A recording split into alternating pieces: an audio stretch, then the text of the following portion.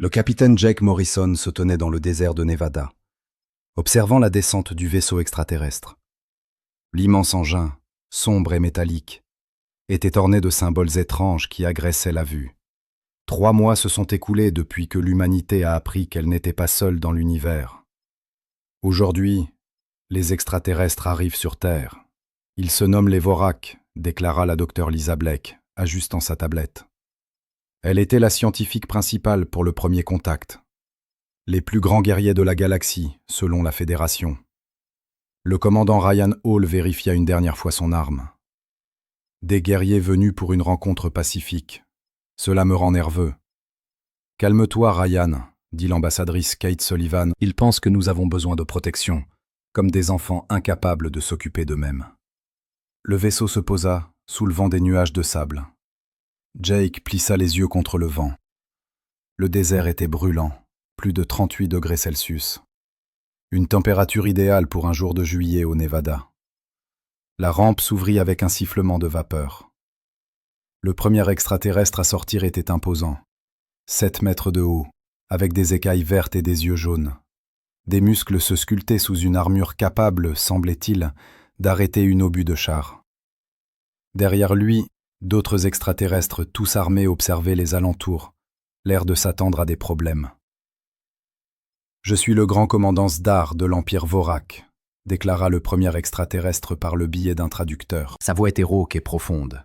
« Je suis venu établir les protocoles de la Fédération sur votre monde. » Jake avança.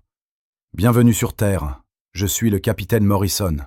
Ceci est la docteure Blake, le commandant Hall et l'ambassadrice Sullivan. » Zdar regarda les humains, puis le désert qui les entourait. Ses yeux jaunes témoignaient de la confusion. « Pourquoi nous rencontrez-vous dans ce désert? Vos semblables ont-ils été exilés ici comme châtiment ?» La docteure Blake sourit. « Ce n'est pas un désert. C'est simplement l'un des environnements de la Terre. Nous en avons beaucoup d'autres. »« Beaucoup ?» demanda l'officier médical alien. « Un Vorak plus petit nommé Grixal.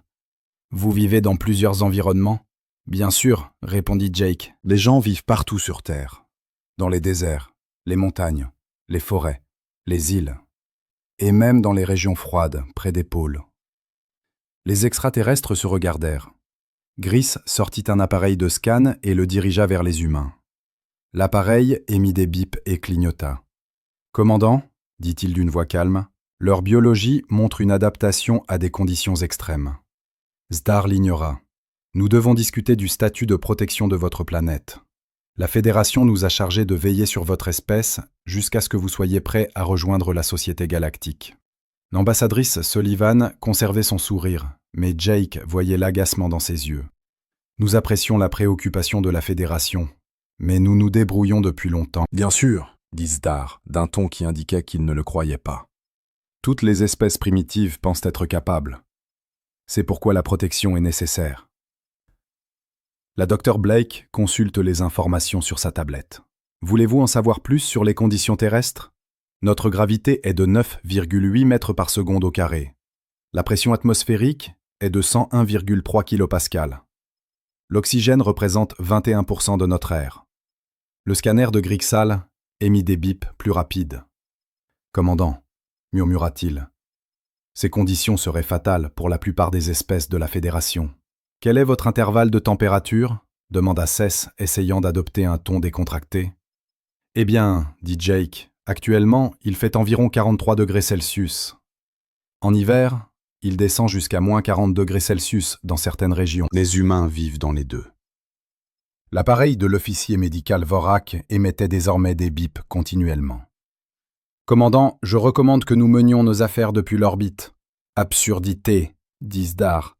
Mais Jake remarqua de la sueur sur les écailles de l'extraterrestre. « Nous sommes les guerriers Vorak. Nous ne craignons pas les mondes primitifs. » Le commandant Hall intervint. « Primitif. Nous avons cartographié chaque pouce de cette planète, construit des villes, des déserts, des jungles, des montagnes et des régions arctiques. Les humains escaladent les plus hauts sommets pour s'amuser et nagent dans des eaux assez froides pour tuer la plupart des êtres vivants. »« Impossible, » dit Zadkar. « Aucune espèce ne pourrait survivre à de tels extrêmes. » La docteure Blake consulte ses relevés. « Votre espèce provient d'un monde avec une température stable, une faible gravité et une atmosphère dense, très confortable. Le confort n'est pas la faiblesse, rétorqua le commandant extraterrestre sur la défensive. Bien sûr que non, dit l'ambassadrice Sullivan avec aisance. Nous aimerions vous faire visiter la Terre. Vous pourriez voir comment les humains vivent dans différents environnements. Considérez-le comme un échange culturel. Jake observa les extraterrestres discuter dans leur langue. Il entendit des mots qui semblaient évoquer des mondes de la mort et l'impossible. Finalement, Zdar se retourna vers les humains. Très bien. Nous effectuerons une étude complète des environnements de votre monde. Cela nous aidera à établir des protocoles de protection appropriés. Excellent, dit Sullivan. Nous avons organisé des visites dans plusieurs régions importantes. Montagnes, forêts, océans, villes. Vous verrez comment les humains s'adaptent aux différentes conditions. Alors qu'il se dirigeait vers les véhicules de transport, Jake entendit Grixal parler à un autre extraterrestre. Le scanner indique que leur densité osseuse est double de la normale. La densité de leurs fibres musculaires est hors norme, et leur chimie cérébrale suggère qu'ils apprécient réellement le stress physique. « Qu'est-ce que cela signifie » demanda l'extraterrestre le plus jeune. « Je ne suis pas sûr, mais je ne pense pas que ces humains soient aussi impuissants que la Fédération le croit. » La Dr Blake se joignit à Jake. « Remarquez comment ils transpirent tous. Leurs combinaisons ont des systèmes de refroidissement, mais ils ont quand même du mal avec notre température. » « Oui, dit Jake tranquillement. Cela vous fait vous demander d'où viennent ces guerriers robustes. » Le convoi de véhicules se dirigea vers la base militaire où les extraterrestres allaient séjourner. Zdar s'assit raide dans le transport climatisé, observant le paysage désertique défiler. Par les fenêtres, il voyait des humains travailler à l'extérieur dans la chaleur accablante. Des ouvriers du bâtiment, des équipes d'entretien des routes, des gens marchant comme si la température extrême n'était rien. « Commandant, dit Grix, j'ai analysé nos scans de la région. Ce désert compte des prédateurs, des serpents venimeux, des araignées dangereuses et d'autres formes de vie hostiles. Et les humains ne semblent pas s'en soucier. Ils vivent ici, travaillent ici. Certains semblent même apprécier les activités récréatives dans cet environnement. » Zdar réfléchit. La Fédération avait classé la Terre comme un monde de jardin, adapté à la vie primitive. Mais tout ce qu'il voyait suggérait autre chose. Les humains se déplaçaient avec la confiance des prédateurs Tag. Ils ne montraient aucune peur de leur environnement, aucune conscience de vivre dans des conditions qui défieraient les guerriers voraques entraînés. « Sire, dit le jeune éclaireur, devrais-je envoyer un rapport à la Fédération ? » « Pas encore, décida Zdar. Nous avons besoin de plus d'informations. Cette visite nous montrera la vérité sur ces humains. » Mais, au plus profond de son cœur de guerrier, Zdar commençait à soupçonner que la vérité sur l'humanité était quelque chose que la galaxie n'était pas prête à affronter. Il avait combattu sur des dizaines de mondes et conquis des civilisations à travers les étoiles. Pourtant ici, sur ce qui était censé être un monde de jardin paisible, il ressentit quelque chose qu'il n'avait pas éprouvé depuis des décennies. Il se sentait vulnérable. Le transport poursuivait sa route à travers le désert, emmenant les guerriers les plus féroces de la galaxie plus profondément dans ce qui allait probablement s'avérer le monde le plus dangereux qu'ils aient jamais visité. Et les humains qui l'appelaient chez eux commençaient à peine leur visite. Tony Rodriguez aimait son travail de garde-parc. 20 années au Yellowstone lui avaient appris à respecter la nature et à aider les visiteurs à comprendre la faune sauvage. Aujourd'hui, les visiteurs étaient très spéciaux et très nerveux. Ceci est le parc national du Yellowstone, expliqua Tony au groupe de guerriers extraterrestres. 2 millions d'hectares de terre vierge, abritant des ours grizzly, des loups, des bisons et des élans. Le grand commandant Zdar regarda la forêt avec des yeux soupçonneux. Son scanner indiquait des formes de vie dangereuses partout. Vous autorisez des civils à entrer sur ce champ de bataille. Champ de bataille, rigola Tony, c'est une terre de vacances. Des familles viennent ici pour camper et faire de la randonnée. Les enfants adorent voir les animaux. L'éclaireur Velnus dirigea son arme vers un mouvement dans les arbres. Prédateur hostile, approche. Grand prédateur. Tony regarda où l'extraterrestre pointait. Oh, c'est juste un ours grizzly, un magnifique animal. Il pèse probablement environ 272 kg. Juste un ours. Le scanner du guérisseur Grix émettait des avertissements. Mes instruments montrent qu'ils pourraient déchirer notre armure. Eh bien oui, si vous le mettiez en colère, dit Tony calmement. Mais ils sont surtout intéressés par la nourriture. Tant que vous respectez leur espace et que vous ne vous mettez pas entre une mère et ses petits, ils vous laisseront tranquille. L'ours se rapprocha, reniflant l'air. Les guerriers Vork levèrent leurs armes. Tony se plaça entre eux et l'animal. « Ouah, tranquille. Pas besoin d'armes. Elle est juste curieuse. » Tony sortit un petit appareil et appuya sur un bouton. Cela produisit un bruit fort. L'ours le regarda, sembla hausser les épaules et s'éloigna. « Vous avez effrayé un prédateur supérieur avec un bruitage, demanda Sdar. Le jet d'ours fonctionne mieux, mais oui. Les humains partagent l'espace avec les ours depuis des milliers d'années. On apprend à cohabiter. Alors qu'il pénétrait plus profondément dans le parc, Grixal continua à balayer tout autour. Ses équipements médicaux détectèrent des menaces mortelles partout.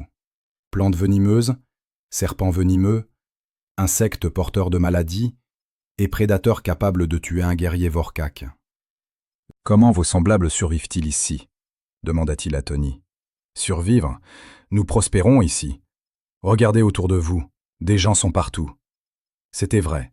Les extraterrestres pouvaient voir des familles humaines faire de la randonnée sur des sentiers, des enfants jouer près des ruisseaux, des couples assis sur des rochers pour déjeuner. Tous dans un environnement que les protocoles militaires Vorak classaient comme extrêmement hostile. Ils s'arrêtèrent à un centre d'accueil où Amy Patterson donnait un exposé sur la faune locale. C'était une biologiste marine spécialisée dans les créatures marines dangereuses, mais elle connaissait suffisamment la faune terrestre pour guider la visite. « Ceci est une araignée veuve noire, dit Amy, tenant un petit récipient. Très venimeuse. Une piqûre peut être fatale si elle n'est pas traitée. » La délégation Vorak recula. Amy ne remarqua pas leur peur. Bien sûr, ce sont des créatures timides. Elles ne piquent que lorsqu'elles sont menacées. La plupart des gens passent leur vie sans en voir une, et nous avons un excellent traitement médical pour les morsures. Elle passa à l'exposition suivante. Les Vorak, espèces extraterrestres, observaient avec horreur alors que des enfants humains gambadaient dans une zone signalée par leur scanner comme infestée de prédateurs, de plantes toxiques et de dangers environnementaux. « Ils dorment ici ?»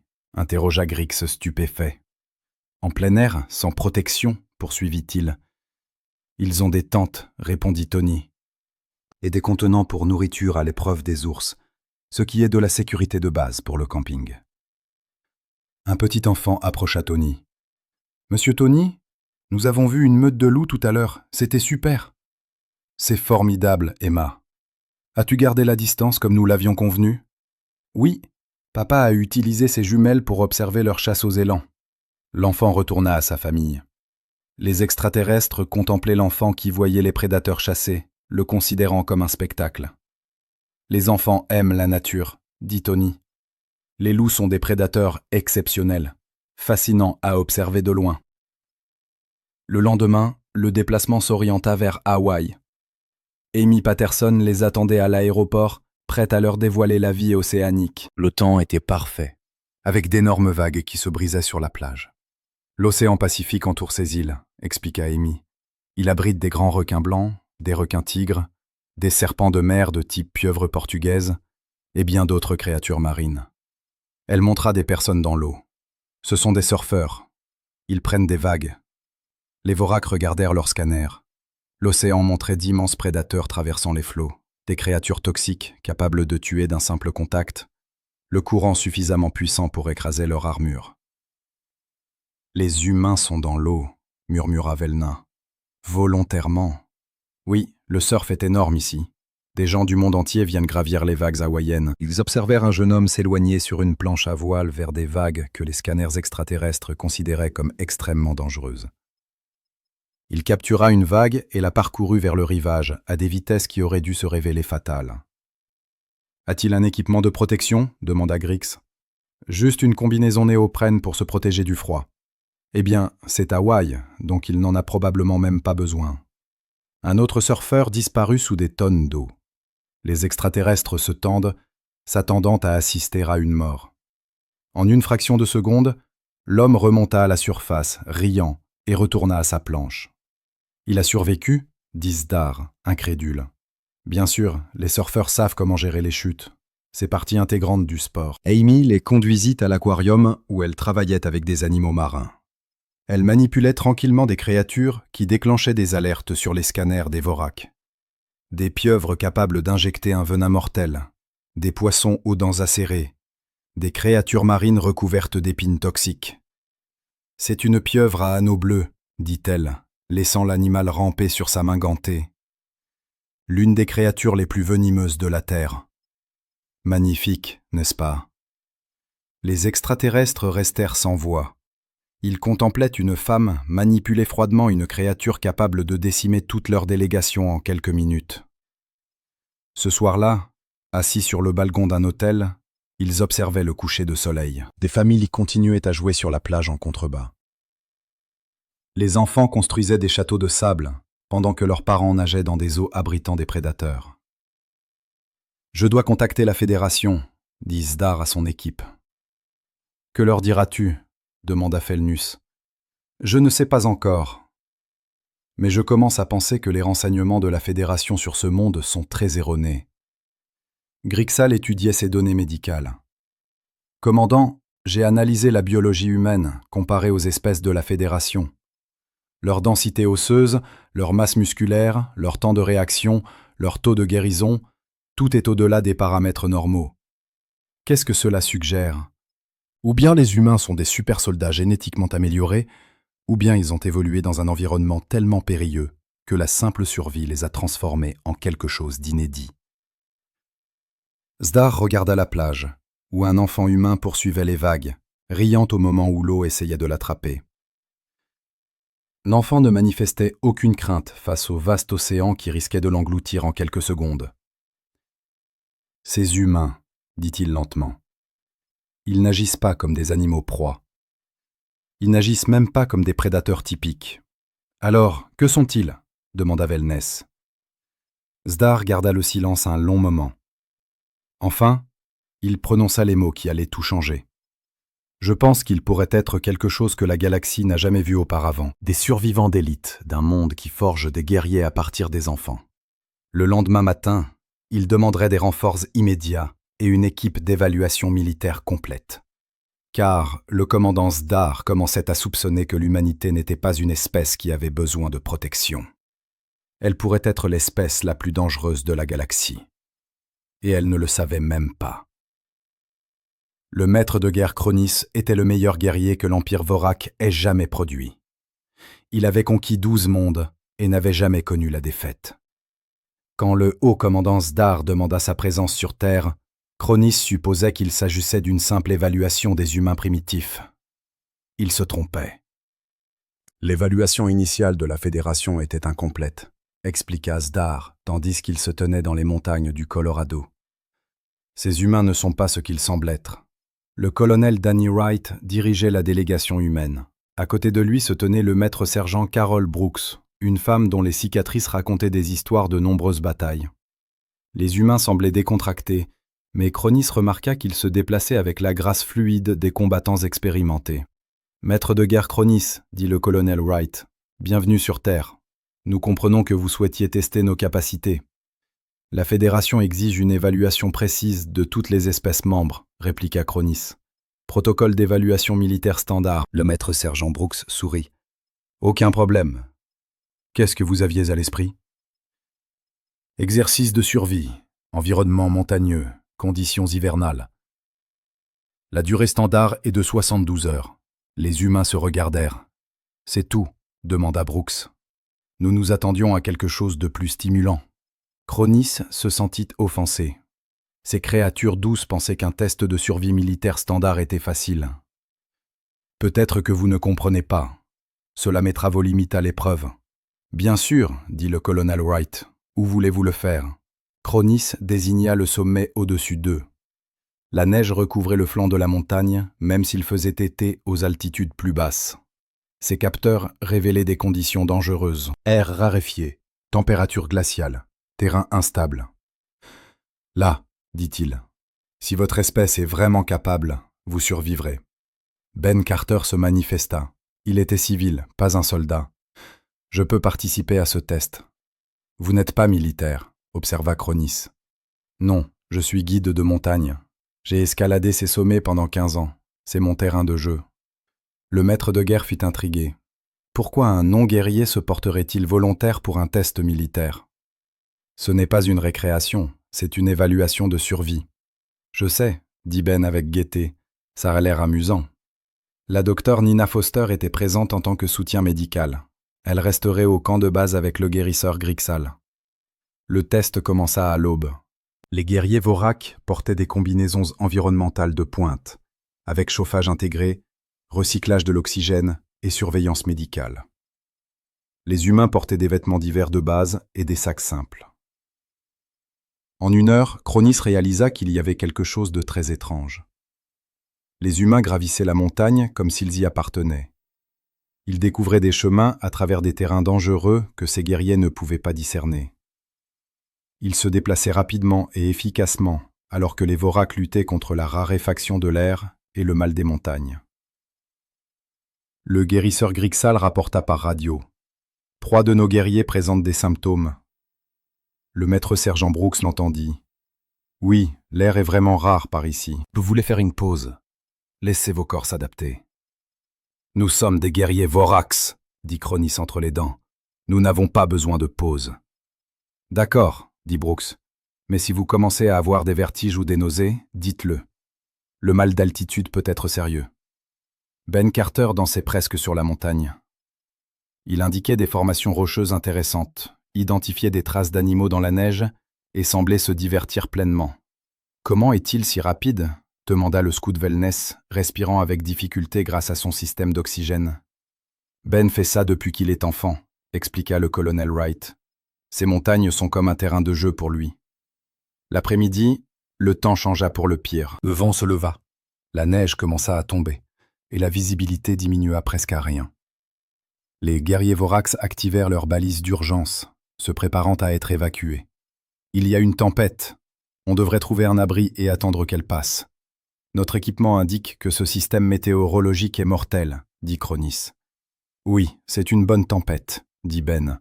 Parfait pour tester l'équipement et les compétences. » Les humains construisirent un abri en utilisant des rochers et leur matériel. Ils travaillèrent ensemble avec aisance, chacun sachant exactement ce qu'il devait faire. Les Vorax observaient avec émerveillement les humains créer un espace chaud et sec en quelques minutes. « Vous avez déjà fait cela auparavant ?» remarqua Cronis. « Survie en montagne de base, dit Brooks. Tous les soldats apprennent cela. Et les civils, dit Ben en riant. Ma fille apprenait à construire des abris en neige à l'âge de 8 ans. Ce n'est pas la science des fusées. Cette nuit-là, la température descendit à -20 degrés Celsius.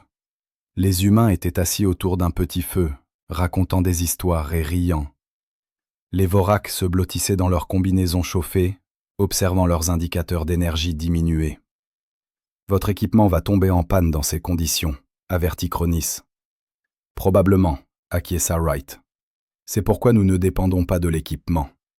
La chaleur corporelle, les vêtements adéquats et le travail d'équipe vous permettront de survivre lorsque la technologie aura échoué. » Le 2e jour apporta la fatale avalanche.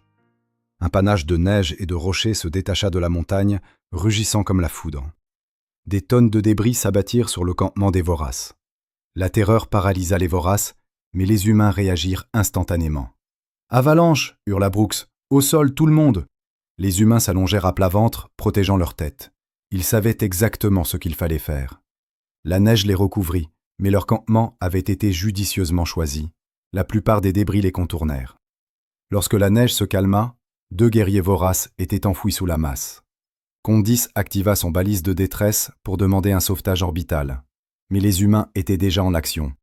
Ben Carter sortit un étrange appareil. « Balise d'avalanche », expliqua-t-il. « Équipement standard pour le sauvetage en montagne. » Les humains travaillèrent avec une rapidité et une efficacité incroyables. Ils localisèrent les guerriers ensevelis, les dégagèrent et vérifièrent leurs blessures. L'ensemble du sauvetage dura moins de 20 minutes. « Comment ?» demanda Cronis. « Comment avez-vous pu être aussi rapide ?»« L'entraînement », répondit Brooks. « Le sauvetage en montagne est une affaire sérieuse. Chaque seconde compte. » 1 heure plus tard, le docteur Foster arriva en hélicoptère. Elle soigna les voraces blessés dans les conditions que le guérisseur Grix déclara impossibles pour un travail médical. Vent, neige, température glaciale et terrain instable. « Juste une autre journée au Colorado », dit-elle, nettoyant les plaies et vérifiant les possibles commotions cérébrales. « Vous devriez voir ce que nous affrontons pendant la saison de ski. » Ce soir-là, de retour au camp de base, Cronis resta seul à réfléchir à ce qu'il avait vu. Ces guerriers, les plus remarquables de toute la galaxie, avaient été impuissants face à des conditions que des civils humains maîtrisaient routinièrement.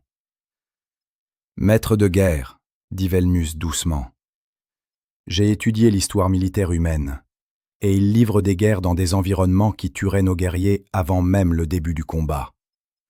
Chaleur du désert, froid arctique, humidité de la jungle, altitude de montagne, ils s'adaptent à tout. » Condis revit les données. Chaque donnée confirmait ce qu'il ne voulait pas croire. Les humains étaient physiquement supérieurs aux voraces à tous les égards mesurables. Plus forts, plus rapides, plus adaptables et plus résilients. Mais il y avait plus que cela. Ils travaillaient ensemble à la perfection sous pression. Ils transformaient des situations impossibles en situations faciles. Ils affrontaient des défis mortels avec une compétence calme. « Seigneur, continua Velnis, et si la Fédération avait tort concernant la Terre, qui est un monde de jardin ?» Cronis pensa à l'ours qui avait erré dans leur campement ce matin-là.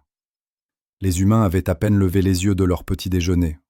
Pour eux, partager l'espace avec une créature capable de tuer un guerrier vorax était tout à fait normal. « Envoyez un message confidentiel au haut commandement de la Fédération, » ordonna-t-il.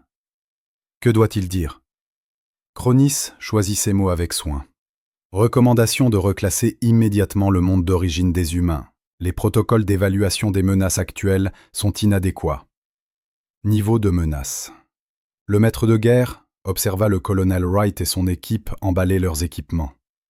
Ils riaient à propos de quelque chose. Ils planifiaient probablement leur prochaine aventure dans ce que la galaxie considérait comme un monde de mort. Inconnu, dit Cronis enfin, mais beaucoup plus élevé que quiconque ne le pensait. Il ne dit pas à Velnus ce qu'il soupçonnait vraiment, que l'humanité n'était pas simplement une autre espèce. Ils étaient des survivants de pointe du monde le plus dangereux de l'espace connu, et la Fédération venait de les inviter à rejoindre la civilisation galactique. La galaxie allait changer à jamais. La suprême commandeur Texara dirigeait les forces militaires de la Fédération depuis plus de 2 siècles.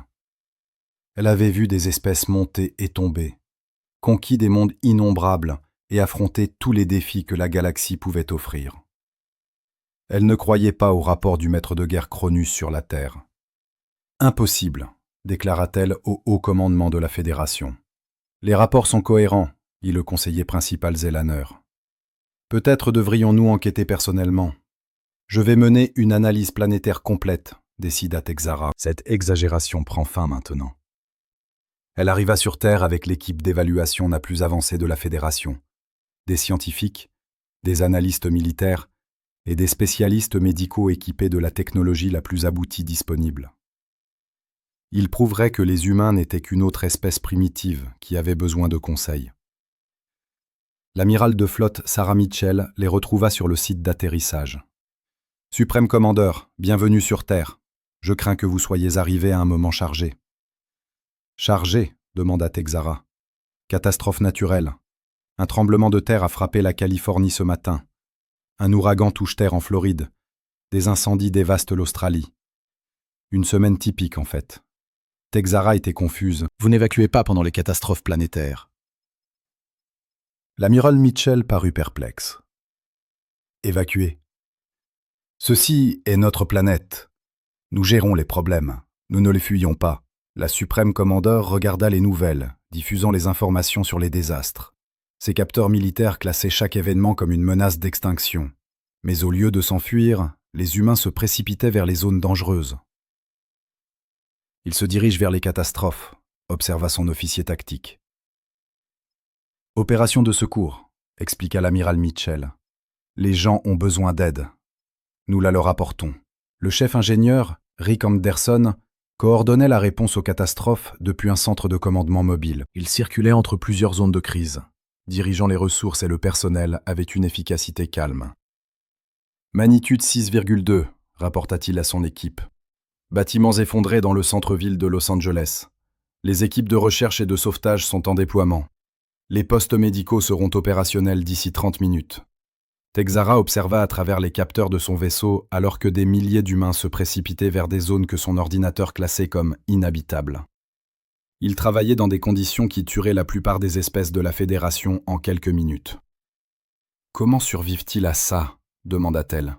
« Formation, équipement et expérience », répondit l'amiral Mitchell. « Los Angeles se trouve sur des failles actives.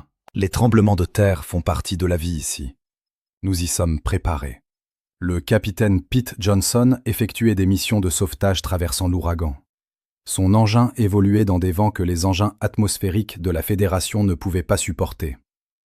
Il effectua 17 sorties, tirant des gens de zones inondées et de bâtiments effondrés. « Est-il amélioré ?» demanda Texara, observant le vol impossible. « Pete, non, il est juste un bon pilote.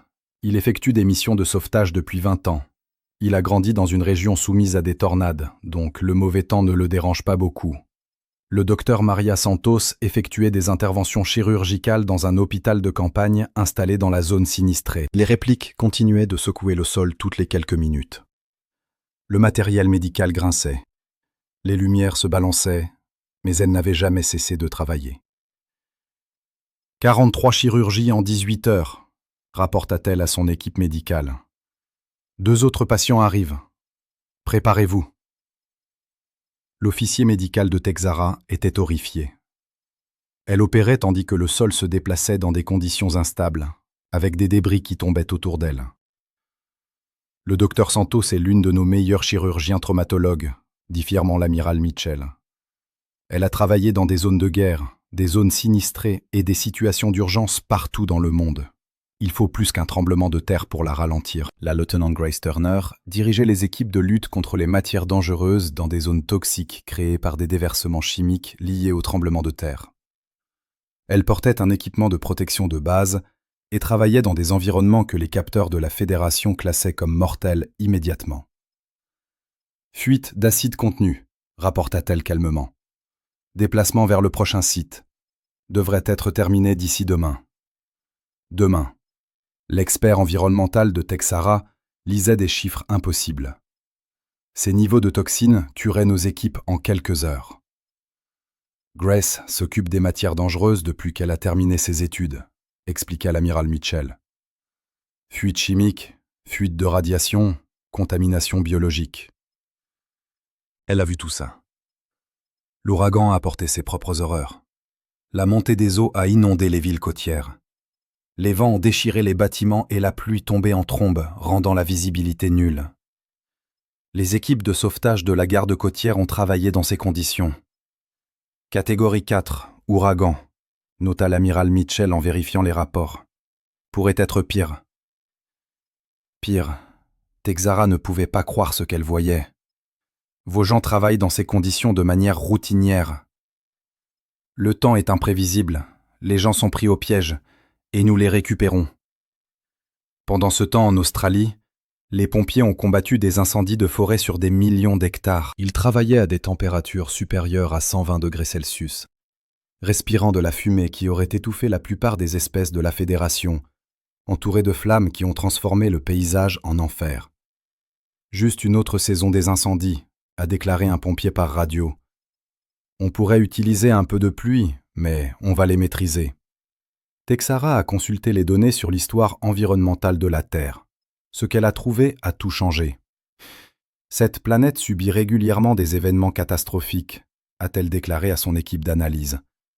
Tremblements de terre, ouragans, tornades, inondations, feux de forêt, éruptions volcaniques, périodes glaciaires.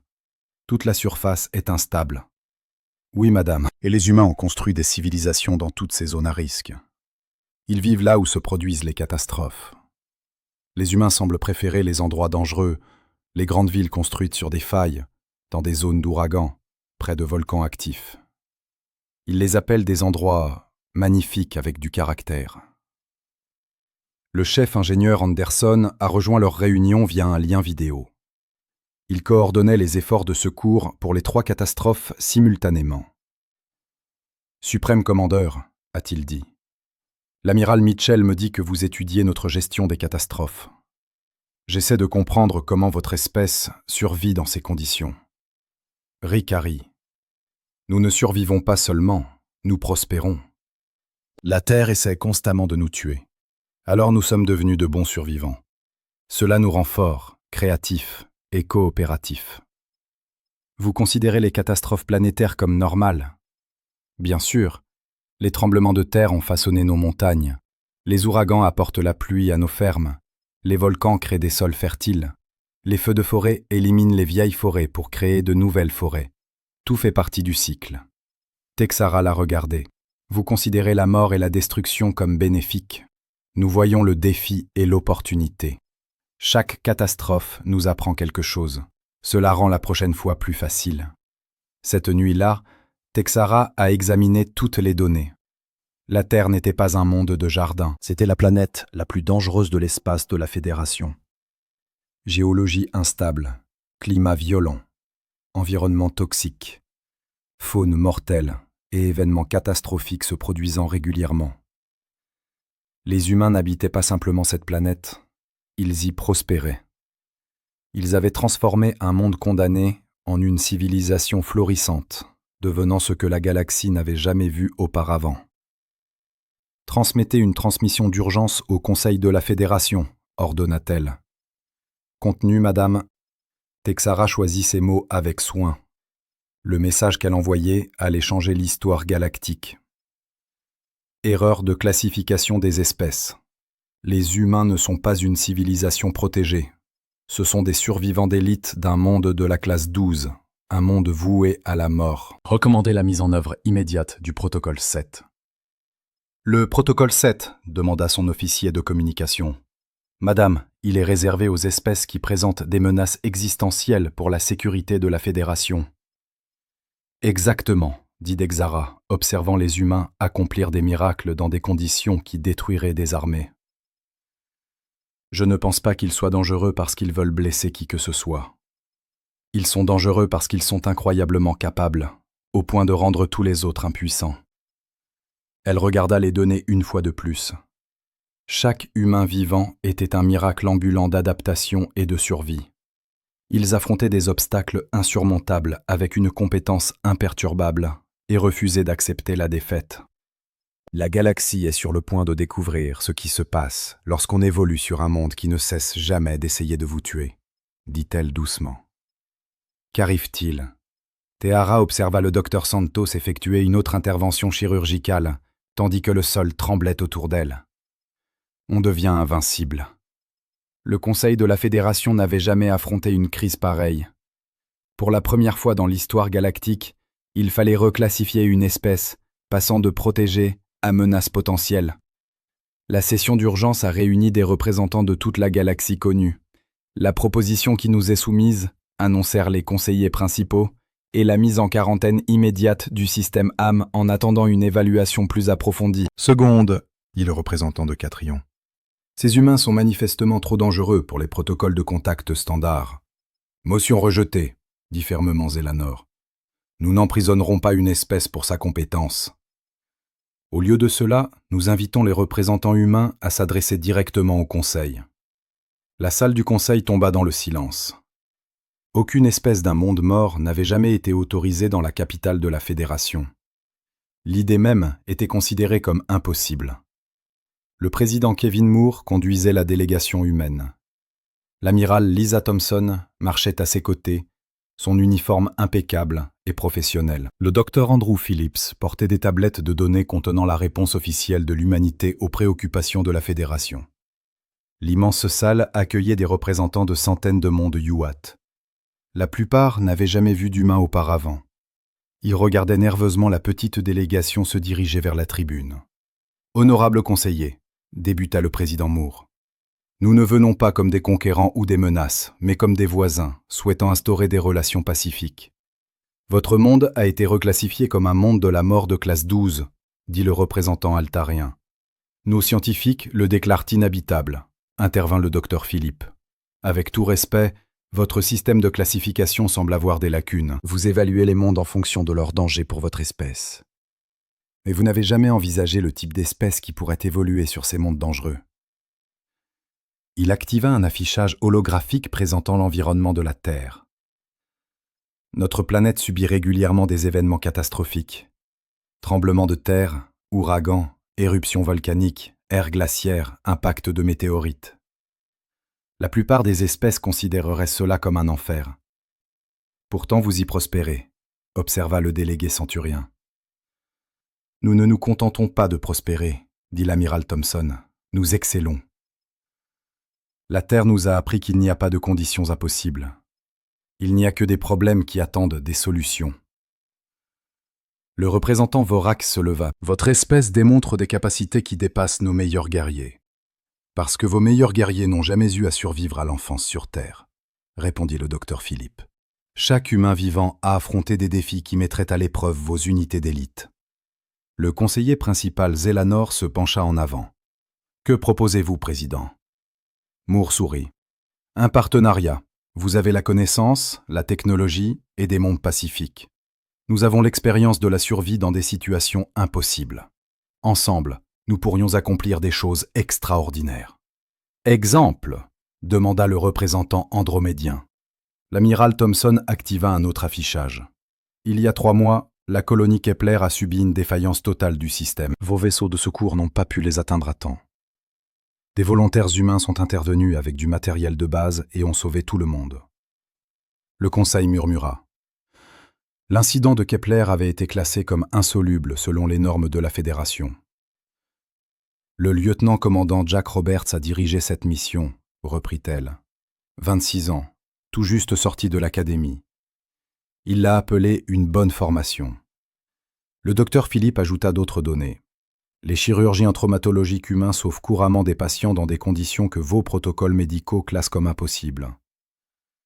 Nos ingénieurs construisent des structures et des environnements que votre espèce évite. Nos équipes d'intervention en cas de catastrophe fonctionnent efficacement dans des situations qui paralysent les unités standards de la Fédération. Vous dites que les humains sont supérieurs, s'est exclamé le délégué draconien, offensé. Pas supérieurs, différents, corrigea le président Moore. La Terre nous a forgés pour être des solutionneurs de problèmes. Nous considérons les obstacles comme des défis à surmonter et non des barrières à éviter. La commandant suprême Texara entra dans la salle. J'ai observé les humains dans leur environnement naturel. Ils ne recherchent pas les conflits, mais ils refusent d'accepter la défaite. Cela les rend exceptionnellement précieux pour la Fédération. Comment ? Interrogea Zélanor. Les catastrophes, les secours, les opérations dans les environnements extrêmes, les sauvetages impossibles. Des situations où les forces de la Fédération ont toujours échoué. Elle posa. Je demande formellement la mise en place de programmes de formation humaine pour nos unités militaires. La salle explosa de voix étonnées. La commandant suprême militaire de la Fédération demandait de l'aide à une espèce qu'elle avait prévu de protéger. Le docteur Emma Clark, xénopsychologue terrestre, aborda les aspects psychologiques. Les humains ne considèrent pas l'univers comme hostile. Nous le voyons comme un défi. Cette différence fondamentale de perspective nous permet de fonctionner là où d'autres ne le peuvent pas. Que voulez-vous de la Fédération ? Demanda le représentant riélien. La connaissance, dit le docteur Phillips. Vos sciences, votre histoire, vos cultures. Nous voulons apprendre et contribuer. Et en retour, sourit l'amiral Thompson, nous enseignerons à quiconque souhaite apprendre comment transformer les situations impossibles en problèmes résolubles. Le vote fut unanime. La Terre deviendrait le premier centre d'entraînement en environnement extrême de la Fédération. Des instructeurs humains enseigneraient aux espèces extraterrestres comment survivre et opérer dans des conditions auparavant considérées comme inhabitables. 6 mois plus tard, le commandant supérieur Zdar se tenait sur une falaise en Norvège, vêtu d'un équipement de survie de conception humaine. En contrebas, des équipes mixtes d'humains et d'extraterrestres travaillaient ensemble dans des conditions arctiques qui auraient tué ces guerriers avant la formation humaine. « Rapport de situation », dit-il dans sa radio. « Mission réussie », répondit l'éclaireur Velln. « Tous les civils évacués de la banquise. Pas de victimes. » Zdar sourit. Avant la formation humaine, son peuple n'aurait jamais tenté une opération de sauvetage dans de telles conditions. Maintenant, son équipe gérait couramment des missions auparavant impossibles. Nouvelles instructions de mission arrivées. Sa radio cracha. Tempête toxique. Tous les blocs 7. La colonie de la Fédération a besoin d'une évacuation immédiate. D'accord, répondit Zdar. L'équipe se rassemble dans 30 minutes. Pendant que son unité mixte humanoïde extraterrestre se préparait à une autre mission impossible, Zdar réfléchit au changement profond qui s'était produit. La Fédération avait compris que les guerriers les plus précieux de la galaxie n'étaient pas les plus puissants ou les plus agressifs, mais ceux qui refusaient d'abandonner. Le docteur Maria Santos travaillait dans le nouveau centre de traumatologie de la Fédération, formant des médecins extraterrestres à sauver des vies dans des conditions extrêmes.